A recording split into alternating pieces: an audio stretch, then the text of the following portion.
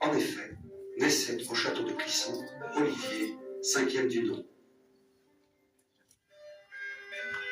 Olivier de Clisson n'a que 7 ans lorsque son père, accusé de trahison, est décapité sur ordre du roi de France. La nouvelle de l'exécution consterne toute la noblesse bretonne. Devant sa tête exposée, porte Sauvetot à Nantes, Jeanne de Belleville, sa veuve, fait jurer à ses fils: « Voilà la tête de votre père. Jurez-moi de le venger. » Jeanne, contrainte alors à l'exil, affrète une flotte pour l'Angleterre. En véritable femme pirate, son fils à ses côtés, elle combat sans relâche les navires français. Olivier et sa mère, la tigresse bretonne, se réfugient à la cour d'Angleterre, où Olivier s'initie à l'art de la guerre et à la stratégie militaire auprès du futur duc de Bretagne. C'est comme chef de guerre de l'armée anglaise qu'il revient en France à 23 ans. Le pays est alors déchiré par la guerre de 100 ans, dans laquelle s'opposent le royaume de France et celui d'Angleterre. Un siècle après l'événement, le chroniqueur Jean Froissart raconte la bataille d'Auray. Dans son récit, il révèle le caractère chevaleresque d'Olivier de Clisson, qui refuse d'attaquer une armée française fatiguée et décide de reporter l'assaut au lendemain.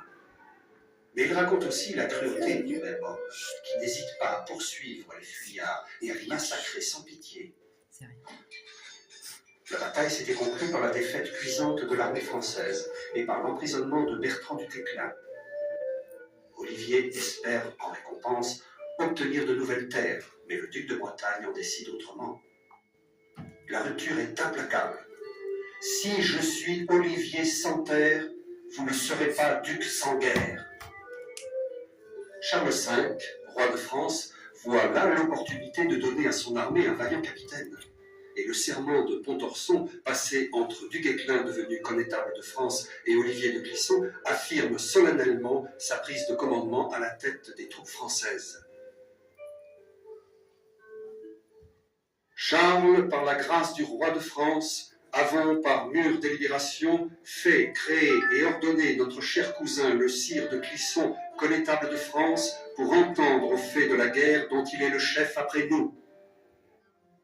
À la mort de du Guesclin en 1380, c'est Olivier qui prend la tête de l'armée royale française.